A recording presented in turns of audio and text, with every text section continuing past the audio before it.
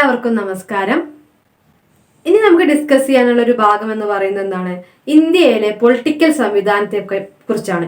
ഇന്ത്യയിലെ രാഷ്ട്രീയ വ്യവസ്ഥിതി എന്താണ്, ഇന്ത്യയിലെ പാർട്ടി സിസ്റ്റം എന്താണ്, ഇങ്ങനത്തെ കാര്യങ്ങളാണ് ഇനി നമുക്ക് ഡിസ്കസ് ചെയ്യാനുള്ളത്. അപ്പൊ അതിൽ ആദ്യമായിട്ട് ഇന്ത്യയിൽ നിലനിൽക്കുന്ന പാർട്ടി സംവിധാനവും അതിന്റെ ഫീച്ചേഴ്സും ഇന്നത്തെ ഒരു ഏറ്റവും റീസെന്റ് ആയിട്ടുള്ള ട്രെൻഡ്സും എന്താണെന്ന് നോക്കാം.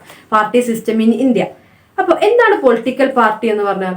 പൊളിറ്റിക്കൽ പാർട്ടി എന്ന് പറഞ്ഞാൽ ഒരു കോമൺ ഐഡിയോളജി ഉള്ള ഒരു കൂട്ടം ആളുകൾ ചേർന്നുകൊണ്ട് ചേർന്ന് നടത്തുന്ന പ്രവർത്തനങ്ങളെ നമുക്ക് പൊളിറ്റിക്കൽ പാർട്ടി ആയിട്ട് പറയാം.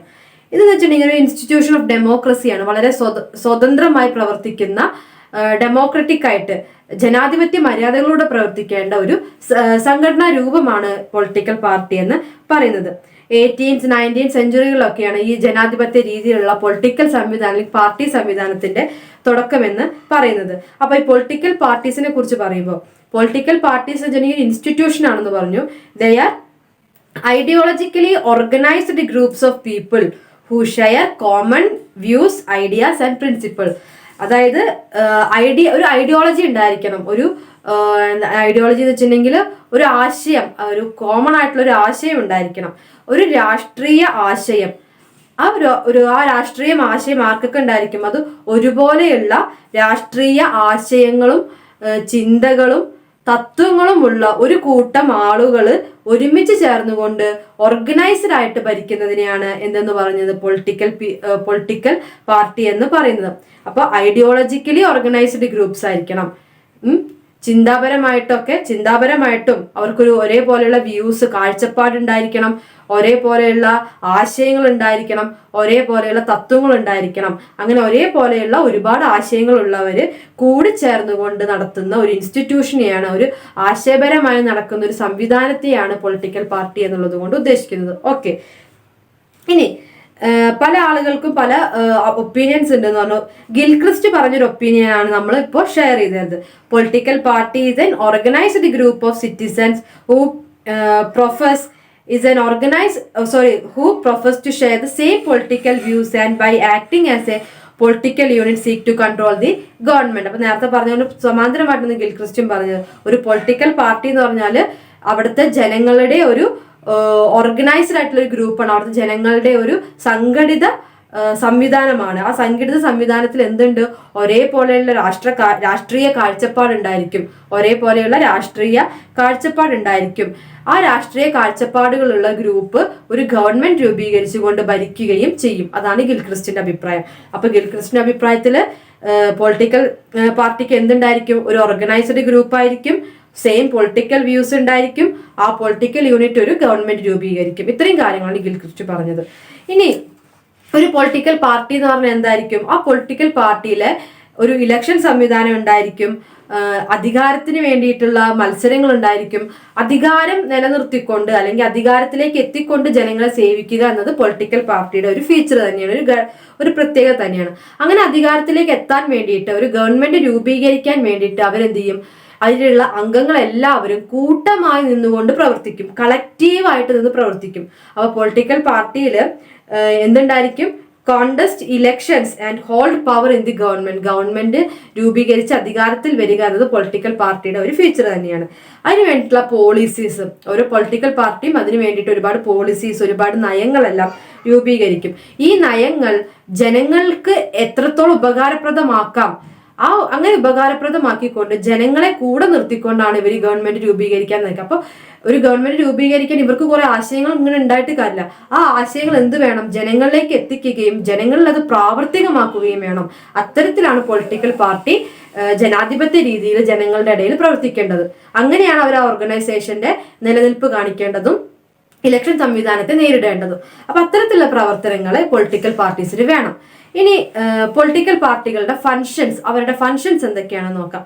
ഒന്നാമതായിട്ട് ഫോർമേഷൻ ഓഫ് പബ്ലിക് ഒപ്പീനിയൻ, പൊതുജനങ്ങളുടെ അഭിപ്രായങ്ങൾ ശേഖരിക്കുക അല്ലെങ്കിൽ അത് ഫോം ചെയ്യുക എന്നുള്ളത് അവരുടെ കടമയാണ്. Formation of public opinion. അടുത്തത് providing political education to people, ജനങ്ങൾക്ക് രാഷ്ട്രീയപരമായിട്ടുള്ള വിദ്യാഭ്യാസം നൽകുക, പൊളിറ്റിക്കൽ എഡ്യൂക്കേഷൻ നൽകുക എന്നത് അടുത്തൊരു പോയിന്റ് ആണ്. അടുത്തത് എന്ന് പറഞ്ഞിട്ടുണ്ടെങ്കിൽ linking between people and government. Political party എന്ന് പറയുന്നത് ഗവൺമെന്റിനെയും ജനങ്ങളെയും കൂട്ടിയോജിപ്പിക്കുന്ന ഒരു ഘടകമാണ്, ഒരു ലിങ്കാണ്. Link between people and government. ഇനി അടുത്തത് linking between executive and legislature. Executive എന്താണ്? കാര്യങ്ങൾ നിർവഹിക്കുന്നതാണ്, അല്ലെ? ലെജിസ്ലേച്ചർ കൊണ്ടുവരുന്ന നിയമങ്ങൾ നടപ്പിലാക്കുന്നവരാണ് എക്സിക്യൂട്ടീവ് എന്ന് പറയുന്നത്. അപ്പൊ ഈ എക്സിക്യൂട്ടീവിന്റെയും ലെജിസ്ലേച്ചറിന്റെയും പ്രവർത്തനങ്ങൾ അതിനെ രണ്ടിനെയും കൂട്ടി യോജിപ്പിച്ചുകൊണ്ട് മുന്നോട്ട് കൊണ്ടുപോകുക, അല്ലെങ്കിൽ അതിന്റെ രണ്ടിന്റെ ലിങ്ക് ചെയ്യിക്കുന്ന ഒരു ഫാക്ടറാണ് പൊളിറ്റിക്കൽ പാർട്ടി എന്ന് പറയുന്നത്. Then coordination between centre and state. ഇപ്പോൾ ഇന്ത്യ പോലൊരു സംവിധാനത്തിൽ സെന്ററും സ്റ്റേറ്റും ഒരു ഡീസെൻട്രലൈസേഷൻ അല്ലെങ്കിൽ ഫെഡറൽ സ്ട്രക്ചറാണ് നമുക്കുള്ളത്, അല്ലെ? അതുകൊണ്ട് തന്നെ ഇപ്പോൾ നമ്മുടെ കേരളത്തിൽ നിൽക്കുന്ന ഒരു ഇന്ത്യയിൽ മൊത്താക്കുള്ള ഒരു പൊളിറ്റിക്കൽ പാർട്ടി, ആ പൊളിറ്റിക്കൽ പാർട്ടിയുടെ പ്രതിനിധികൾ സംസ്ഥാനത്തും ഉണ്ടായിരിക്കും, അതുപോലെ തന്നെ കേന്ദ്രത്തിലും ഉണ്ടായിരിക്കും. അപ്പോൾ സംസ്ഥാനത്തിലും കേന്ദ്രത്തിലും നിലനിൽക്കുന്ന പൊളിറ്റിക്കൽ പാർട്ടിയിലെ അംഗങ്ങൾ ഈ സെന്ററിനെയും സ്റ്റേറ്റിനെയും തമ്മിൽ കൂട്ടി യോജിപ്പിക്കണം.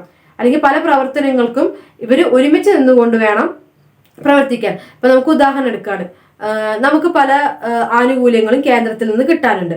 അപ്പോൾ കേന്ദ്രവും സംസ്ഥാനവും ഒരുമിച്ച് നിന്നുകൊണ്ടാണ് ഇവിടുത്തെ ജനങ്ങളുടെ മേൽ ഭരണം നടത്തുന്നത്. അപ്പോൾ പല ആനുകൂല്യങ്ങളും നമുക്ക് കേന്ദ്രത്തിൽ നിന്ന് കിട്ടാനുണ്ട്. അത് കിട്ടാൻ വൈകുന്ന സാഹചര്യം വന്നു കഴിഞ്ഞാൽ എന്തുണ്ടാവണം? പൊളിറ്റിക്കൽ പാർട്ടി, ഈ കേന്ദ്രത്തിനെയും സംസ്ഥാനത്തിനെയും ഉള്ളിൽ നിൽക്കുന്ന പൊളിറ്റിക്കൽ പാർട്ടീസ് ഇവിടുന്ന് ഉള്ള ആവശ്യങ്ങൾ കൃത്യമായിട്ട് സെന്ററിനെ അറിയിക്കുകയും അത് നേടിയെടുക്കാൻ പ്രവർത്തിക്കുകയും ചെയ്യണം. അത്തരത്തിലുള്ള പ്രവർത്തനങ്ങളാണ് പൊളിറ്റിക്കൽ പാർട്ടീസ് നൽകുന്നത്. അപ്പൊ സെന്ററും സ്റ്റേറ്റും തമ്മിലുള്ള ഒരു കോർഡിനേഷൻ ആയിട്ട് പൊളിറ്റിക്കൽ പാർട്ടീസ് നിൽക്കണം. Then making parliamentary government possible. Parliament സംവിധാനത്തിലുള്ള ഗവൺമെന്റ് ആയിരിക്കണം രൂപീകരിക്കേണ്ടത്. Then providing leadership to people. ജനങ്ങൾക്ക് നേതൃത്വം നൽകണം. നേതാവായിട്ട് ഒരാൾ ഇരിക്കുകയല്ല, ജനങ്ങൾക്ക് നേതൃത്വം നൽകി ജനങ്ങളാണ് പ്രാധാന്യം അറിയിക്കുന്ന ഓരോ പൊളിറ്റിക്കൽ പാർട്ടിയിൽ. അപ്പൊ ജനങ്ങൾക്ക് നേതൃത്വം നൽകണം. Then providing an alternative government. Political party എന്ന് പറഞ്ഞാൽ എന്താണ്? ഒരു ഓൾട്ടർനേറ്റീവ് ഗവൺമെന്റ് ആണ്. അത് ശരിക്കുള്ള ഗവൺമെന്റ്, ജനപ്രതിനിധികൾ തിരഞ്ഞെടുത്ത ഒരു ഗവൺമെന്റ് അവിടെ ഉണ്ടായിരിക്കും. പക്ഷെ ഇവരെന്ത് ചെയ്യണം? ഇവിടെ ഒരു അതിന്റെ തന്നെ ഒരു ഓൾട്ടർനേറ്റ് രൂപമായിട്ട് ഇവിടെ, അല്ലെങ്കിൽ അതിന്റെ തന്നെ വേറൊരു രൂപമായിട്ട് പുറത്ത് പ്രവർത്തിച്ചുകൊണ്ടേ ഇരിക്കണം. എങ്കിൽ മാത്രമാണ് ഈ നയപ്രഖ്യാപനങ്ങളും കാര്യങ്ങളൊക്കെ നടപ്പിലാവുന്നുണ്ടോ, അല്ലെങ്കിൽ ഗവൺമെന്റിന്റെ പോളിസീസിനെ ഉപദേശം കൃത്യമായി തിരുത്താനും ക്രിട്ടിസൈസ് ചെയ്യാനും അനുകൂലിക്കാനൊക്കെ സാധിക്കുക ഈ പൊളിറ്റിക്കൽ പാർട്ടി എന്തായാണ്? ഒരു ഓൾട്ടർനേറ്റ് ഗ്രൂപ്പായിട്ട്, അതിനോട് തന്നെ സമമായി നിന്നുകൊണ്ടൊരു ഗ്രൂപ്പായിട്ട് വേറെ പ്രവർത്തിച്ചാലാണ്. ദെൻ അടുത്തൊരു point, uniting and simplifying the political process. രാഷ്ട്രീയ പ്രവർത്തനത്തിനെ യോജിപ്പിച്ചുകൊണ്ട് വളരെ സിമ്പിളായിട്ട് നടപ്പിലാക്കാൻ പൊളിറ്റിക്കൽ പാർട്ടീസ് ശ്രമിക്കണം. Then providing democratic represent. ജനാധിപത്യപരമായ രീതിയിലുള്ള പങ്കാളിത്തം അതിലെ ജനങ്ങൾക്ക്, അതിൽ വിശ്വസിക്കുന്നവർക്ക് നൽകണം, ആ പൊളിറ്റിക്കൽ പാർട്ടിയിൽ വിശ്വസിക്കുന്നവർക്ക് നൽകണം. Building party cadres. കാഡർമാരെ രൂപീകരിച്ചെടുക്കണം. കാലങ്ങളായിട്ട് ഒരാൾ മാത്രം നേതൃത്വത്തിൽ ഇരിക്കുകയല്ല, ഓരോ വ്യക്തിക്കും ഒരു കാഡർ പദവി ഉണ്ടായിരിക്കും, ഒരു കാഡർ കഴിവുണ്ടായിരിക്കും. അങ്ങനെ കാഡർ പൊസിഷനിലേക്ക് എല്ലാവരെയും ഉയർത്തിക്കൊണ്ട് വരണം. Then mobilising people to participate in politics. ജനങ്ങളെ പങ്കാളിത്തം കൊണ്ടുവരണം. Maintaining party discipline and loyalty. ഏത് പാർട്ടിയിലാണോ പ്രവർത്തിക്കുന്നത് ആ പാർട്ടിയുടെ അച്ചടക്കവും മര്യാദയും ബഹുമാനവും ഉണ്ടായിരിക്കണം. ലോയൽ, അതിനോട് കൂറുള്ളവരായിരിക്കണം. Then conducting election campaigns. Political പാർട്ടികളാണെങ്കിൽ ഇലക്ഷൻ ക്യാമ്പയിനുകൾ നടത്തണം. അപ്പൊ ഇത്രയും കാര്യങ്ങൾ പൊളിറ്റിക്കൽ പാർട്ടീസിന്റെ ഫീച്ചേഴ്സ് അല്ലെങ്കിൽ ഫങ്ഷൻസ് ആണ്. എന്തൊക്കെയാണ്? ഫോർമേഷൻ ഓഫ് പബ്ലിക് ഒപ്പീനിയൻ, രണ്ടാമത് providing political education to people, then linking between people and government, linking between executive and legislature, coordination between center and state, making parliamentary government possible, providing leadership to people, providing an alternative government, പിന്നെ united and simplifying the political process, building democratic representation, then building party cadres, mobilizing people to participate in politics, maintaining party discipline and loyalty, then conducting election campaigns. ഇത്രയും പ്രവർത്തനങ്ങൾ functions ആണ് political പാർട്ടീസിന്റെ. ഇനി political പാർട്ടീസിനെ പല രീതിയിൽ നമുക്ക് തരംതിരിക്കാം, classify ചെയ്യാം. Classification of political parties അതെങ്ങനെയാന്ന് നോക്കാം. പൊളിറ്റിക്കൽ പാർട്ടീസിനെ നമുക്ക് ഒന്ന് one party system, multi party system എന്നിങ്ങനെ തരംതിരിക്കാം. Two party system. നമ്മുടെ ഒരു രാജ്യത്തിലെ ഒരു രാഷ്ട്രീയ വ്യവസ്ഥിതിയിൽ ചിലപ്പോൾ ഒരു പാർട്ടിക്ക് മാത്രം കൂടുതൽ കാലം നിലനിൽപ്പുണ്ടായിരിക്കും. അങ്ങനെയൊക്കെ വരുന്ന ഒരു സംവിധാനം അനുസരിച്ച് അവർ രാഷ്ട്രീയ പാർട്ടികൾ ഒരു രാജ്യത്ത് എങ്ങനെ നിലനിൽക്കുന്നു എന്നതിന്റെ അടിസ്ഥാനത്തിൽ 1 party system, 2 party system, multi party system എന്ന് വേണമെങ്കിൽ തരംതിരിക്കാം. അടുത്തൊരു തരംതിരിക്കൽ എന്ന് പറഞ്ഞാല് ഒരു structure and character of the parties. ഒരു പാർട്ടീനെ മുന്നോട്ട് നയിക്കാൻ ചില വ്യക്തികൾക്ക് സ്വാധീനമുള്ളതായിരിക്കും. ചില വ്യക്തികളുടെ സ്വാധീനം കാരണം ചില പാർട്ടികൾ ഇങ്ങനെ നിലനിൽക്കും. അത്തരം വ്യക്തികളുടെ സ്വാതന്ത്ര്യം, ഒരു വ്യക്തികളുടെ സ്വാധീനം കാരണമോ അങ്ങനത്തെ ഉള്ള ചില കാരണങ്ങൾ കൊണ്ട് നമുക്ക് ചില തരംതിരിവുകൾ നടത്താം. അതാണ് സ്ട്രക്ചർ ആൻഡ് ക്യാരക്ടർ. ആ പാർട്ടിയുടെ സ്ട്രക്ചറും ക്യാരക്ടറും നോക്കി, ഘടനയും വ്യക്തി സ്വഭാവവും നോക്കിക്കൊണ്ട് ഒരു പാർട്ടി സംവിധാനത്തെ നമുക്ക് തരംതിരിക്കാൻ പറ്റും. മൂന്നാമത്തെ ഒരു തരംതിരിവ് എന്ന് പറഞ്ഞാൽ റൈറ്റ് വിങ്, ലെഫ്റ്റ് വിങ്, അങ്ങനെയൊക്കെ രീതിയിൽ ഐഡിയോളജിയുടെ ബേസിസിലും ആശയപരമായി നോക്കിക്കൊണ്ട് മാത്രം ലെഫ്റ്റ് വിങ്, റൈറ്റ് വിങ് എന്നൊക്കെ തരംതിരിക്കാൻ പറ്റും. നാലാമതായിട്ട് ഒരു ജിയോഗ്രഫിയുടെ അടിസ്ഥാനത്തിൽ നമുക്ക് പാർട്ടികളെ തരംതിരിക്കാം. അതായത് റീജിയണൽ പാർട്ടീസ് ഫോം ചെയ്യും.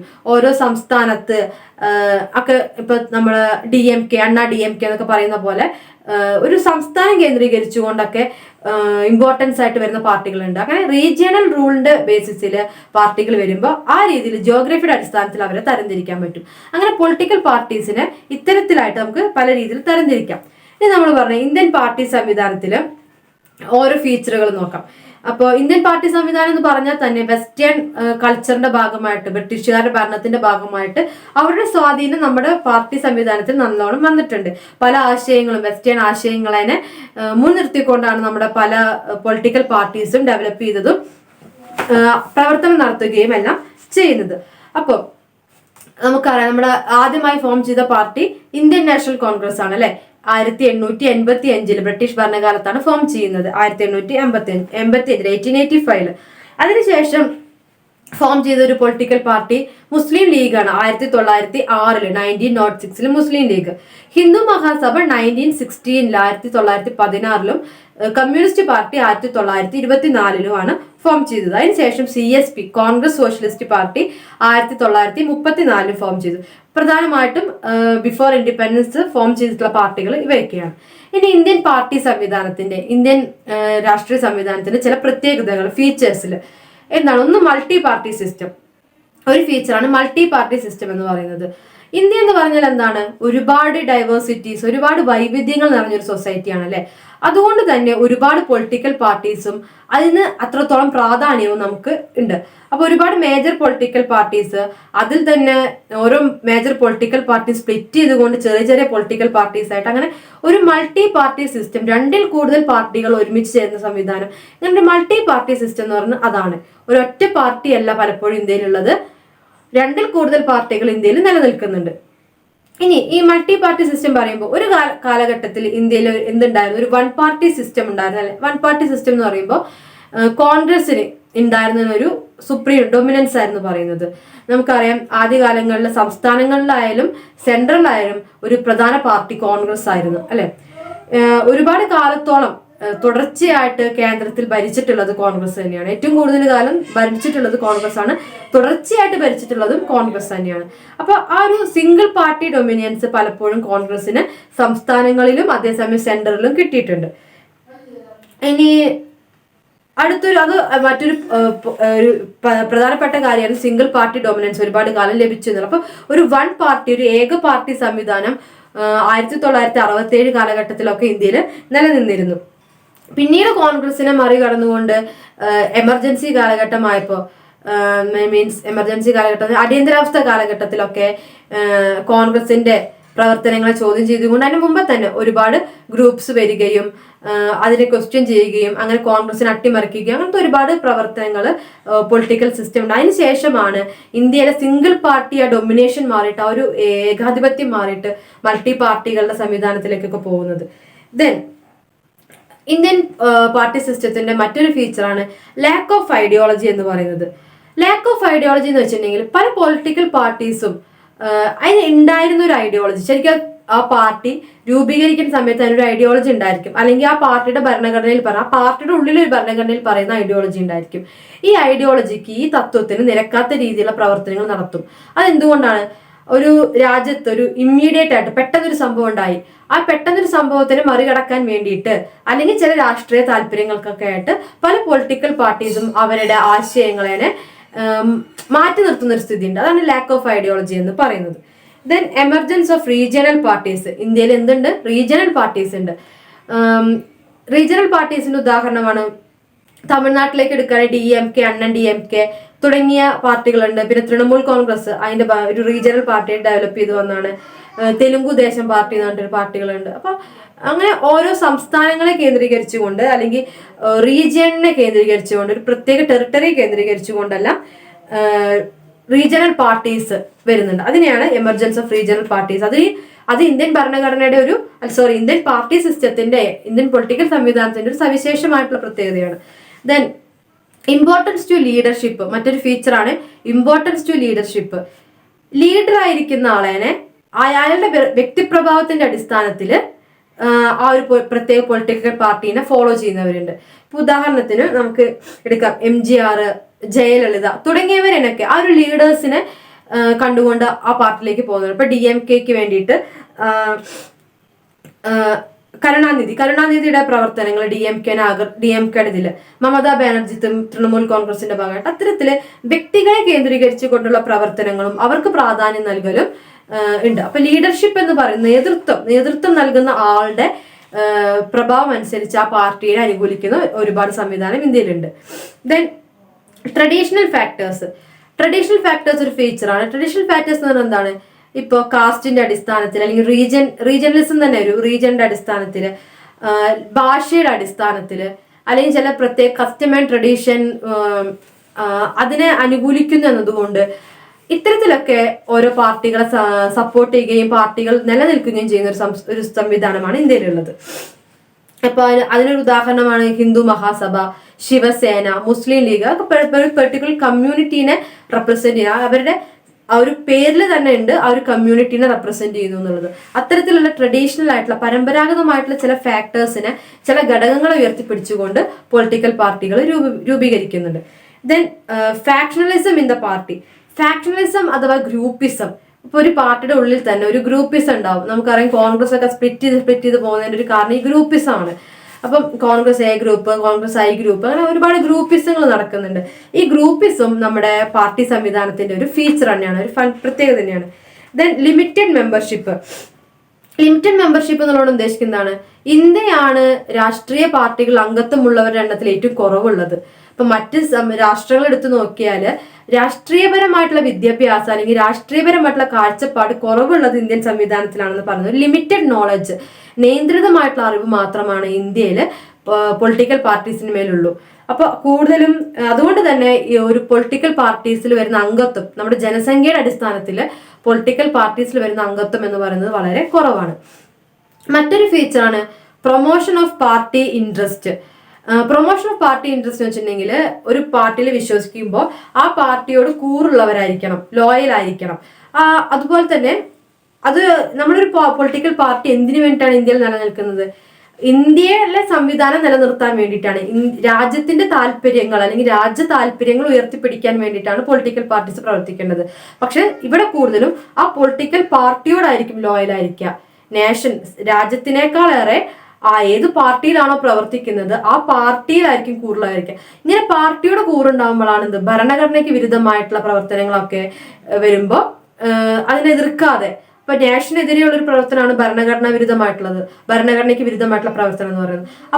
അപ്പൊ ഒരു പൊളിറ്റിക്കൽ പാർട്ടിയുടെ കൂറുള്ള ഒരാള് അധികാരത്തിൽ ഇരിക്കുന്ന സമയത്ത് അവർ ഭരണഘടനാ വിരുദ്ധമായിട്ട് പ്രവർത്തനം നടത്തുമ്പോൾ അതിനെ ചോദ്യം ചെയ്യാതെ ആ പാർട്ടിയോട് കൂറ് കാണിക്കുന്ന സംവിധാനം. അപ്പൊ അതൊക്കെ ഇതിന്റെ ഒരു ഭാഗമാണ്. പാർട്ടി താല്പര്യങ്ങൾക്കാണ് പ്രാധാന്യം നൽകുക. അടുത്തൊരു ഫീച്ചറാണ് സെൻട്രലൈസേഷൻ ഇൻ പാർട്ടി. പലപ്പോഴും പൊളിറ്റിക്കൽ പാർട്ടീസ് ജനാധിപത്യ മര്യാദകൾ ഇല്ലാതെ ഒരു അൺഡെമോക്രാറ്റിക് ആയിട്ട് പ്രവർത്തിക്കുന്ന ഒരു സാഹചര്യമുണ്ട്. കൃത്യമായിട്ട് രാഷ്ട്രീയ വികേന്ദ്രീകരണം നടത്താതെ താഴെ തട്ടിലേക്ക് വരെ രാഷ്ട്രീയ മൂല്യങ്ങൾ എത്തിക്കാതെ കേന്ദ്രത്തെ മാത്രം ആസ്പദമാക്കിക്കൊണ്ട് അല്ലെങ്കിൽ ഒരു സെന്ററിനെ മാത്രം നോക്കിക്കൊണ്ട് ഒരു ജനാധിപത്യ മര്യാദകൾ ഇല്ലാതെ പ്രവർത്തിക്കുന്ന ഒരു സംവിധാനം ഇന്ത്യയിലുണ്ട്. ഇതിന് അടുത്തൊരു ഫീച്ചറാണ് ഫ്രാഗ്മെന്റഡ് ഒപ്പോസിഷൻ എന്ന് പറയുന്നത്. നമ്മുടെ പാർലമെന്ററി സംവിധാനത്തിൽ ഭരണപക്ഷം പോലെ തന്നെ ഇമ്പോർട്ടന്റ് ആണ് പ്രതിപക്ഷം എന്ന് പറയുന്നത്, ഒപ്പോസിഷൻ എന്ന് പറയുന്നത്. പലപ്പോഴും ഒപ്പോസിഷൻ എന്ന് പറയുന്നത് വളരെ ദുർബലമായിട്ടുള്ള പ്രവർത്തനങ്ങളാണ് കാഴ്ചവെക്കുക. ഇപ്പൊ ഒപ്പോസിഷനിൽ ഒന്നിൽ കൂടുതൽ പാർട്ടികൾ ഒപ്പോസിഷനിൽ വരികയാണെങ്കിൽ അവർ തമ്മിലൊരു ഐക്യം ഉണ്ടായിരിക്കില്ല. അത്തരം ഒപ്പോസിഷൻ പ്രതിപക്ഷത്തിരിക്കുന്നവർ തമ്മിലൊരു ഐക്യമില്ലാത്തതും ഇന്ത്യൻ പൊളിറ്റിക്കൽ സംവിധാനത്തിന്റെ, പാർട്ടി സംവിധാനത്തിന്റെ ഒരു വീഴ്ചയാണ്. പിന്നെ അടുത്തൊരു ഫീച്ചറാണ്, അടുത്തൊരു പ്രത്യേകതയാണ് politics of defection. Politics of defection എന്ന് വെച്ചിട്ടുണ്ടെങ്കിൽ എന്താണ്?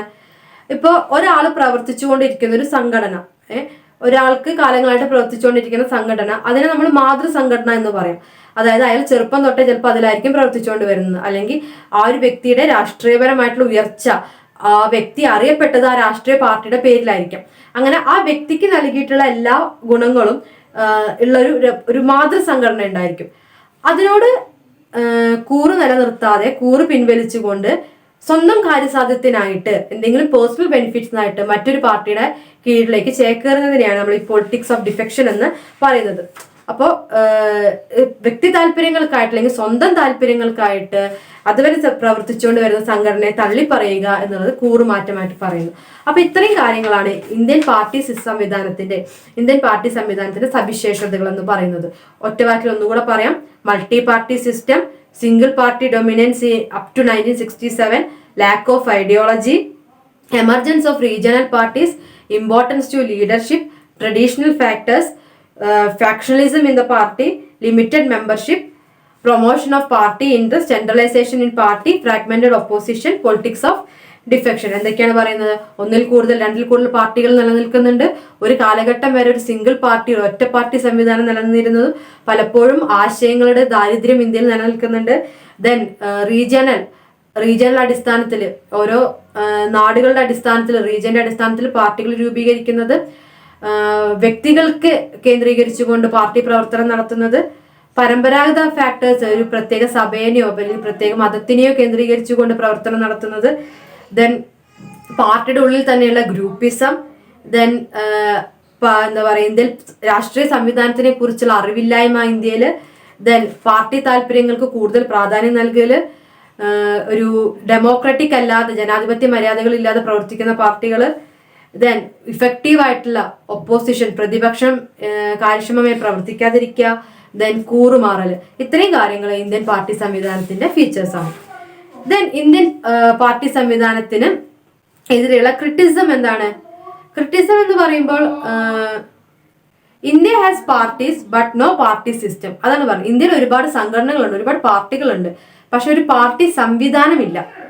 കൃത്യമായിട്ട് ഐഡിയോളജീസ് അനുസരിച്ച് പ്രവർത്തിക്കുന്ന ഒരു പാർട്ടി സംവിധാനമില്ല എന്നുള്ളത് പ്രധാന ക്രിറ്റിസിസമായിട്ടാണ് പറയുന്നത്. ഇനി അടുത്തതായിട്ട് ഇന്ത്യൻ പാർട്ടി സംവിധാനത്തിന് അതിൻ്റെ ഒരു ഉയർച്ച എങ്ങനെയാണ്, ഇവല്യൂഷൻ, പാർട്ടി സംവിധാനം എങ്ങനെയാണ് ഉയർന്നു വന്നത് എന്ന് നോക്കാം. അപ്പൊ നമുക്കറിയാം, ആദ്യമായിട്ട് വന്ന പാർട്ടി ഏതായിരുന്നു? 1885 1885 ഇന്ത്യൻ നാഷണൽ കോൺഗ്രസിലൂടെയാണ് ഇന്ത്യയിൽ ഒരു പൊളിറ്റിക്കൽ സംവിധാനത്തിന്, ഒരു പാർട്ടി സംവിധാനത്തിന് തുടക്കം കുറിക്കുന്നത്. 1885 INC ഫോം ചെയ്യുമ്പോൾ ഉണ്ടായിരുന്നത് ഇവിടെ ബ്രിട്ടീഷ് ഭരണമാണ്.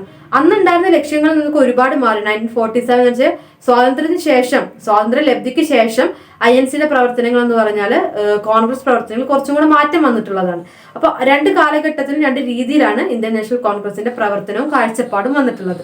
ഇനി പാർട്ടി സിസ്റ്റം ഉണ്ടായി വന്ന സമയത്ത് ഇവിടെ നിലനിന്നിരുന്നത് ഒരു ഡൊമിനന്റ് പാർട്ടി സിസ്റ്റം ആയിരുന്നു. നമ്മൾ പറഞ്ഞ ഒരു ഏക പാർട്ടി സംവിധാനമായിരുന്നു ഇവിടെ ആദ്യം ഉണ്ടായിരുന്നത്. കോൺഗ്രസ് ഒരുപാട് കാലത്തോളം ഒരു ഏക സംവിധാനമായിട്ട് ഭരിച്ചിട്ടുണ്ട്. കോൺഗ്രസ് സിസ്റ്റം എന്നാണ് ഇന്ത്യയിൽ അന്ന് പാർട്ടി സംവിധാനത്തിന് അറിയപ്പെടുന്നത്. കോൺഗ്രസ് സംവിധാനമാണ് നിലനിന്നിരുന്നത്. എന്തൊക്കെയായിരുന്നു ഈ ഡൊമിനന്റ് പാർട്ടി സിസ്റ്റത്തിന്റെ സവിശേഷതകൾ? ഒന്നെന്ന് പറഞ്ഞാൽ കോൺഗ്രസിന്റെ അധികാരം, കോൺഗ്രസ് ആയിരുന്നു ഒരു ഫൈനൽ അതോറിറ്റി, ഒരു സുപ്രീം അതോറിറ്റി ആയിട്ട് കോൺഗ്രസ് വന്നിട്ടുണ്ടായിരുന്നു. സംസ്ഥാന തലത്തിലായാലും കേന്ദ്ര തലത്തിലായാലും കോൺഗ്രസ് പാർട്ടിക്ക് തന്നെയായിരുന്നു മുൻഗണന ലഭിച്ചിരുന്നത്. ഒപ്പോസിഷൻ പാർട്ടീസ്, അതായത് കോൺഗ്രസിനെ നേരിടാൻ പാകത്തിനുള്ള പ്രതിപക്ഷങ്ങൾ അന്ന് ഉണ്ടായിരുന്നില്ല. ഇനി ഒപ്പോസിഷൻ പാർട്ടീസ് വളരെ കുറവുമായിരുന്നു, അത് തമ്മിലൊരു ഐക്യത്തോട് കൂടിയിട്ടുള്ള പ്രവർത്തനവും ഉണ്ടായിരുന്നില്ല. പിന്നെ കോൺഗ്രസിന് ആ സമയത്ത് അംബ്രല പാർട്ടി എന്നാണ് പറയുന്നത്. കോൺഗ്രസിന്റെ കീഴിൽ തന്നെ ഒരുപാട് സോഷ്യൽ ഗ്രൂപ്പ്സ്, സാമൂഹിക ഗ്രൂപ്പ്സ്, അതുപോലെ തന്നെ മൈനോറിറ്റി ഗ്രൂപ്പ്സ് ഒക്കെ രൂപീകരിച്ചിട്ടുണ്ട്. അപ്പൊ കോൺഗ്രസ് എന്ന് പറയുന്നതായിരുന്നു എല്ലാ സംഘടനകളെയും കൊടപിടിക്കുന്ന ഒരു പാർട്ടി സംവിധാനമാണ് ഉണ്ടായിരുന്നത്. ദെൻ ഇതൊക്കെ എന്ന് പറയുന്നത് അന്നത്തെ ഡൊമിനന്റ് പാർട്ടി സിസ്റ്റത്തിൽ അല്ലെങ്കിൽ കോൺഗ്രസ് സിസ്റ്റത്തിന്റെ പ്രത്യേകതകളായിരുന്നു. ഇനി അടുത്തൊരു ഘട്ടം എന്ന് പറയുന്നത്, അപ്പോൾ ആദ്യം ഭരണം വന്ന് 1947 മുതൽക്ക് ഒരു ഡൊമിനന്റ് പാർട്ടി സംവിധാനം നിലനിന്നു. പിന്നെ ഈ ഡൊമിനന്റ് പാർട്ടി സംവിധാനത്തിന്റെ ഡിക്ലൈൻ, തകർച്ചയാണ് കാണാൻ പറ്റുന്നത്. അതാണ് സെക്കൻഡ് ഫേസ് എന്ന് പറയുന്നത്. Decline of dominant party system 1967 കൂടിയിട്ടാണ് ഈ തുടക്കം, ഒരു ഡൊമിനൻസിന്റെ തകർച്ച എന്ന് പറയുന്നത്. ഒരുപാട് നോൺ കോൺഗ്രസ് ആയിട്ടുള്ള കോൺഗ്രസ് ഇതര ഗവൺമെന്റുകൾ അധികാരത്തിലേക്ക് വരാൻ തുടങ്ങി. പല സംസ്ഥാനങ്ങളിലും, കേരളത്തിൽ അതിന് മുമ്പേ വന്നിട്ടുണ്ട്, പക്ഷെ മറ്റ് സംസ്ഥാനങ്ങളിലും കോൺഗ്രസ് ഇതര ഭരണകൂടങ്ങൾ അധികാരത്തിലേക്ക് വരാൻ തുടങ്ങി. ഇനി കോൺഗ്രസിന് ഒരു വലിയ തിരിച്ചടി കിട്ടിയിട്ടുള്ളത് 1977 എല്ലാ പാർട്ടികളും കൂടെ ഒരുമിച്ച് ചേർന്നുകൊണ്ട് കോൺഗ്രസിനെതിരെ നിന്നിട്ടുണ്ട്. അപ്പൊ കോൺഗ്രസിനെതിരെ നിന്ന് ജനതാ പാർട്ടി എന്ന് പറയുന്ന ഒരു പാർട്ടിയുടെ ഫോർമേഷൻ വന്നിട്ടുണ്ടായിരുന്നു. അപ്പോൾ അടിയന്തരാവസ്ഥ സംബന്ധിച്ചിടത്തൊക്കെ ഇന്ദിരാഗാന്ധിക്കെതിരെ വളരെ പ്രക്ഷോഭങ്ങളൊക്കെ നടന്നൊരു സമയമായിരുന്നു. അപ്പോൾ അതിന്റെ അടിസ്ഥാനത്തില് ഇന്ദിരാഗാന്ധി എതിർത്തുകൊണ്ട് വന്ന സംഘടനകളൊക്കെ, ജനതാ പാർട്ടി പോലത്തെ സംഘടനകളൊക്കെ വന്നു. അങ്ങനെ കോൺഗ്രസിനെ എതിർത്തുകൊണ്ട് സ്ട്രോങ് പൊളിറ്റിക്കൽ പാർട്ടീസ് വന്നു. പിന്നെ മറ്റൊന്ന്, ഈ കോൺഗ്രസിന്റെ ഡൊമിനൻസ് അല്ലെങ്കിൽ സിംഗിൾ പാർട്ടി സംവിധാനം തകരാനുള്ള മറ്റൊരു കാരണം എന്ന് പറയുന്നത് കോൺഗ്രസ് പാർട്ടിയുടെ ഉള്ളിൽ തന്നെ ഡിവിഷൻസ് വന്നു. നമ്മൾ പറഞ്ഞില്ലേ, കോൺഗ്രസിന്റെ ഉള്ളിൽ ഒരുപാട് ഗ്രൂപ്പിസം ഉണ്ട്. ആ ഗ്രൂപ്പിസത്തിന്റെ ഭാഗമായിട്ട് കോൺഗ്രസ് പല പല ഗ്രൂപ്പുകളായിട്ട് തരംതിരിഞ്ഞു. ഇനി കോൺഗ്രസ് ആദ്യകാലങ്ങളിൽ ജനാധിപത്യപരമായി പ്രവർത്തിച്ചിരുന്നു. പിന്നീട് കൂടുതൽ എന്തായി, ഒരു സെൻട്രലിന്റെ തീരുമാനം മാത്രം നടപ്പിലാക്കുന്ന, താഴെ തട്ടിലേക്ക് യാതൊരുവിധ പ്രവർത്തനവും ഇല്ലാത്ത രീതിയിലേക്ക് ഒരു സിസ്റ്റം വന്നു. പിന്നെ സ്വാഭാവികമായിട്ടും മറ്റ് വിഷയങ്ങളിലൊക്കെ, മറ്റ് സാമ്പത്തിക വിഷയങ്ങളിലും അതുപോലെ അഗ്രികൾച്ചറിന്റെ വിഷയത്തിലും കൃഷി അടിസ്ഥാനത്തിലൊക്കെ എടുത്ത തീരുമാനങ്ങളിൽ വന്നിട്ടുള്ള ഒരുപാട് പാകപ്പിഴകൾ കോൺഗ്രസിന്റെ ഒരു തകർച്ചയ്ക്ക് കാരണമായി. പിന്നെ കാലങ്ങളായിട്ട് നിലനിന്നിരുന്ന എന്താണ്, അവിടെ നിലനിൽക്കുന്ന ഒരു സംവിധാനം എന്ന് പറയുന്നത് ഒരു ഫാമിലി സ്ട്രക്ചറാണ്. ഒരു ഫാമിലിയിൽ പെട്ട ആള് തുടർച്ചയായിട്ട് ഭരണത്തിലേക്ക് വരിക. ഇപ്പൊ നമുക്ക് ജവഹർലാൽ നെഹ്റുവിന് ശേഷം ഇന്ദിരാഗാന്ധി, അദ്ദേഹത്തിന് ശേഷം നമ്മുടെ രാജീവ് ഗാന്ധി, പിന്നീട് സോണിയാഗാന്ധി, അങ്ങനെ ഒരു കാലഘട്ടത്തിൽ ഇങ്ങനെ ഒരു മാറ്റം വരാതെ ഒരു ഫാമിലി കേന്ദ്രീകരിച്ചുകൊണ്ടുള്ള ഭരണമാണ് വരുന്നത്. ആ ഒരു സിസ്റ്റവും ഇതിന്റെ പലപ്പോഴുള്ള തകർച്ചയ്ക്ക് ഒരു കാരണമായിരുന്നു വെച്ചാൽ അധികാരത്തിലേക്ക് വരുന്നതിന്റെ തകർച്ചയ്ക്ക്. അപ്പൊ അങ്ങനെ അപ്പൊ ആദ്യം പറഞ്ഞു അതിന്റെ ഹിസ്റ്ററിയിൽ ആദ്യം ഒരു ഡൊമിനന്റ് പാർട്ടി സിസ്റ്റമാണ് ഇന്ത്യയിൽ ഉണ്ടായിരുന്നത്. പിന്നെ ഈ ഡൊമിനന്റ് പാർട്ടി സിസ്റ്റത്തിന് ഒരു തകർച്ച ഉണ്ടായി. നെക്സ്റ്റ് എന്ന് പറയുന്നത് ഫെഡറലൈസേഷൻ ഓഫ് ദി പാർട്ടി സിസ്റ്റം ആണ്. ഒരുപാട് റീജിയണൽ പാർട്ടീസ് ഉണ്ടായി. കോൺഗ്രസിന്റെ പുറത്തുനിന്ന് മത്സരിക്കാൻ ഒരുപാട് പാർട്ടികൾ വന്നു. ഈ ഫെഡറലൈസേഷൻ ഓഫ് പൊളിറ്റിക്കൽ പാർട്ടീസ് സിസ്റ്റത്തിലൂടെയാണ് മറ്റ് പാർട്ടികൾക്ക് കൂടുതലായിട്ട് അധികാരത്തിലേക്ക് വരികയും കോൺഗ്രസ് ഒരുപാട് സംസ്ഥാനങ്ങളിൽ നിന്ന് പുറകോട്ട് പോവുകയൊക്കെ വന്നത്. എന്താണ് ഈ federalisation of party system? Federalisation of party system 1989 കൂടിയിട്ടാണ് കോൺഗ്രസിന്റെ ഒരു അധികാരം പൂർണ്ണമായിട്ടും പോയിക്കൊണ്ട് റീജിയണൽ പാർട്ടീസ് അധികാരത്തിലേക്ക് വരുന്നത്. അപ്പോൾ ഓരോ സംസ്ഥാനങ്ങളിലൊക്കെ റീജിയണൽ പാർട്ടീസിന് ആ സംസ്ഥാനത്തിന്റെ ഉള്ളിൽ തന്നെ പ്രാദേശിക പാർട്ടികൾക്ക് ഒരുപാട് ഇമ്പോർട്ടൻസ്, ഒരുപാട് പ്രാമുഖ്യം ലഭിക്കുകയാണ്. അപ്പൊ പാർട്ടി സംവിധാനം കുറച്ചും കൂടെ മത്സരം കൂടി, കോമ്പറ്റീറ്റീവ് ആയി. പിന്നെ കൊളീഷൻ ഗവൺമെന്റ്സ് വന്നു. അതായത് ഒന്നിൽ കൂടുതൽ ആശയമുള്ള പൊളിറ്റിക്കൽ പാർട്ടികൾ ഒരുമിച്ച് ചേർന്നുകൊണ്ട് ഭരിക്കുന്ന സംവിധാനം, കൊളീഷൻ ഗവൺമെന്റ്സ് വന്നു. ദെൻ ഈ കൊളീഷൻ ഗവൺമെന്റ്സിന്റെ പ്രത്യേകത എന്ന് പറഞ്ഞിട്ടുണ്ടെങ്കിൽ പലപ്പോഴും ഒരേ ആശയങ്ങൾ ഉള്ള സംഘടനകളായിരിക്കില്ല കൊളീഷൻ ഗവൺമെന്റിൽ വരിക. ഇപ്പൊ പല ആശയങ്ങളുള്ള പാർട്ടികൾ ഒന്നിച്ചു ചേർന്നുകൊണ്ട് ഭരിക്കുകയാണ്. അപ്പോൾ സെയിം ഐഡിയോളജി ഉള്ള പാർട്ടികളല്ല ഒരുമിച്ച് ചേർന്ന് ഭരിക്കുക. അപ്പോൾ മുന്നണി രൂപീകരണം എന്ന് പറയാം. അത്തരത്തിൽ മുന്നണി രൂപീകരണത്തിന്റെ ഭാഗമായിട്ടുള്ള പ്രവർത്തനവും ഇന്ത്യയിൽ തുടങ്ങി. അതിന്റെ ഭാഗമായിട്ടാണ് NDA, UPA അങ്ങനത്തെ വിഭാഗങ്ങളൊക്കെ വന്ന് നമ്മൾ കേരളത്തിന്റെ ആസ്പെക്ട് എടുത്ത് നോക്കുമ്പോൾ LDF, UDF എന്നൊക്കെ പറയുന്ന തരംതിരിവുകൾ വരുന്നത് ഇത്തരത്തിലുള്ള മുന്നണി ഭരണത്തിന്റെ ഭാഗമായിട്ടാണ്. അപ്പം ഇതൊക്കെയാണ് ഫെഡറലൈസേഷൻ ഓഫ് പാർട്ടി സിസ്റ്റം എന്ന് പറഞ്ഞത്. അപ്പോൾ ഒരു ഏക പാർട്ടി സംവിധാനത്തിൽ നിന്ന് പാർട്ടികളെ വികേന്ദ്രീകരിച്ച ഒരു ഫെഡറലൈസേഷൻ എന്ന് പറഞ്ഞ തത്വത്തിലേക്ക് എത്തി. അപ്പൊ ഇത്രയും നമ്മുടെ ഒരു ഹിസ്റ്ററിയാണ് ഒരു കാലഘട്ടത്തിലുള്ള പാർട്ടി സംവിധാനത്തിന്റെ, ഇന്ത്യയിലെ പാർട്ടി സംവിധാനത്തിന്റെ ഒരു ഹിസ്റ്ററി എന്ന് പറഞ്ഞത് ഇങ്ങനെയാണ് വരുന്നത്. അപ്പൊ ഫെഡറലൈസേഷൻ ഓഫ് പാർട്ടി സിസ്റ്റം വന്നോട് കൂടിയിട്ടാണ് ആ പാർട്ടി സംവിധാനത്തിന്റെ ഒരു വികേന്ദ്രീകരണം അല്ലെങ്കിൽ സംസ്ഥാന തലങ്ങളിൽ വിവിധങ്ങളായിട്ടുള്ള ഓർഗനൈസേഷൻസ് ഒക്കെ രൂപീകരിക്കുന്നതോട് കൂടിയിട്ടാണ് പാർട്ടി സംവിധാനം കുറച്ചും കൂടെ മത്സര ബുദ്ധിയോട് കൂടിയിട്ട് ഓരോ പാർട്ടികളും പ്രവർത്തിക്കാൻ തുടങ്ങുന്ന ഒരു സിംഗിൾ പാർട്ടി, ഒരു ഏക പാർട്ടി ഡൊമിനൻസിൽ നിന്ന്, ഏകാധിപത്യത്തിൽ നിന്ന് കൂടുതൽ ക്രിയാത്മകമായി പ്രവർത്തിക്കലാണ് ഇതിൽ റീജിയണൽ പാർട്ടീസിന്റെ ഡെവലപ്മെന്റോട് കൂടിയിട്ട് വന്നത്. പിന്നീട് വന്നൊരു അധികാരമാണ് BJP ഗവൺമെന്റിന്റെ. നമുക്കറിയാം കോൺഗ്രസിന്റെ ഒരു ഏകാധിപത്യ ഭരണം അല്ലെങ്കിൽ കോൺഗ്രസ് ഒരുപാട് കാലമാണ് ഡൊമിനൻസോട് കൂടി ഭരിച്ചിരുന്നത്. തകരുന്നത് 2014 BJP ഇലക്ഷനിൽ ജയിക്കുന്നതോട് കൂടിയിട്ട് കേന്ദ്രത്തില് BJP വൻ ഭൂരിപക്ഷത്തോടു കൂടി ജയിക്കുകയാണ്. അതേ വിജയം തന്നെ 2019 ആവർത്തിക്കുകയും ചെയ്തു. അപ്പൊ BJP എന്ന് പറയുന്ന ഒരു സംഘടന ഒരു മുഖ്യധാരയായിട്ട് ഇന്ന് ഇന്ത്യൻ പാർട്ടി സംവിധാനത്തിൽ നിൽക്കുകയാണ്. അപ്പോൾ കോൺഗ്രസിന്റെ ഒരു ഡോമിനന്റ് വൺ പാർട്ടി സിസ്റ്റം കഴിഞ്ഞു. ഇപ്പൊ തുടർച്ചയായിട്ട് രണ്ടാമത്തെ വർഷമല്ല രണ്ടാം ഘട്ടമായിട്ട് BJP ഭരിക്കുകയാണ്. അപ്പൊ അടുത്തൊരു കൂടുതൽ കാലം ഭരിക്കാനുള്ള ഒരു സാധ്യത BJPയിലേക്കും വരികയാണ്. അപ്പോൾ BJP എന്ന് പറഞ്ഞൊരു ഭരണ സംവിധാനം പാർട്ടി സിസ്റ്റം രൂപീകരിച്ചു. അപ്പൊ ഇത്രയും വിവിധ കാലഘട്ടങ്ങളിലുള്ള പാർട്ടി സിസ്റ്റം, ഇന്ത്യൻ പാർട്ടി സംവിധാനത്തിന്റെ ഫീച്ചേഴ്സ്, പൊളിറ്റിക്കൽ പാർട്ടീസിന്റെ ഫീച്ചേഴ്സ്, ദെൻ എന്താണ് ഇന്ത്യൻ പാർട്ടി സിസ്റ്റം എങ്ങനെയാണ് പ്രവർത്തിക്കുന്നത്, വിവിധങ്ങളായിട്ടുള്ള അതിന്റെ ഘട്ടങ്ങൾ പറഞ്ഞു. ദെൻ പാർട്ടി സംവിധാനത്തിന്റെ ഒരു ഫീച്ചർ, ഒരു സിംഗിൾ സിസ്റ്റത്തിൽ നിന്ന് BJP ഗവൺമെന്റ് വരെ നിൽക്കുന്ന ഒരു ഹിസ്റ്ററി നമ്മൾ പറഞ്ഞു. ഇത്രയും കാര്യങ്ങളാണ് ഇന്ത്യൻ പാർട്ടി സംവിധാനത്തിൽ നമുക്ക് ഡിസ്കസ് ചെയ്യാനുള്ളത്. താങ്ക്